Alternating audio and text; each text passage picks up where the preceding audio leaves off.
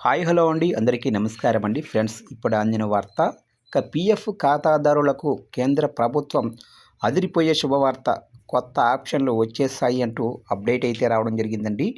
అయితే ఇందుకు సంబంధించిన పూర్తి వివరాలు అయితే మన వీడియోలో తెలుసుకుందామండి. ఆ శుభవార్త ఏంటి అనేది వీడియో మాత్రం పూర్తి వరకు చూడండి ఫ్రెండ్స్, అప్పుడే మనకి పూర్తి సమాచారం అయితే తెలుస్తుంది. లేట్ చేయకుండా టాపిక్లోకి వెళ్ళిపోదాము.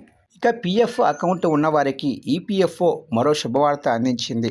2 వారాల తర్వాత ఈపీఎఫ్ఓ పోర్టల్ ఇప్పుడిప్పుడే పూర్తి స్థాయిలో అందుబాటులోకి వస్తుంది.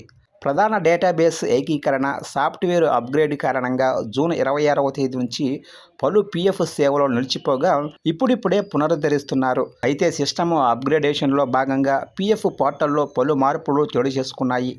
ఇక నుంచి ఉద్యోగాలు మారినప్పుడు ఒక కంపెనీ నుంచి మరో కంపెనీలోకి పీఎఫ్ అకౌంట్ను బదిలీ చేయటం మరింత సులువు కానుంది. ఇందుకోసం ఇప్పుడు 2 ఆప్షన్లు పీఎఫ్ సంస్థ కల్పిస్తుంది. గతంలో ఒక మార్గం మాత్రమే ఉండగా ఇప్పుడు మరో దానిని జోడించింది. ఆ 2 మార్గాలేంటో ఇప్పుడు మనం తెలుసుకుందాము.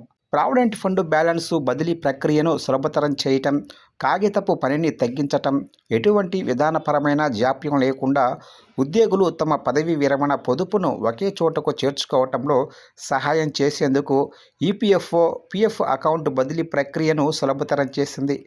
ఇక నుంచి అత్యంత సులువుగా పీఎఫ్ బ్యాలెన్స్ను ఒక కంపెనీ నుంచి కొత్త కంపెనీలోకి మార్చుకోవచ్చు. పీఎఫ్ పోర్టల్లో ఆన్లైన్ సర్వీసెస్ ట్యాబులోనే ట్రాన్స్ఫర్ రిక్వెస్ట్ ఆప్షన్ ద్వారా మార్చుకోవచ్చు. ఇక మొబైల్ సర్వీస్ హిస్టరీలోనే సర్వీస్ ట్రాన్స్ఫర్ క్లెయిమ్ ద్వారా చేంజ్ చేసుకోవచ్చు.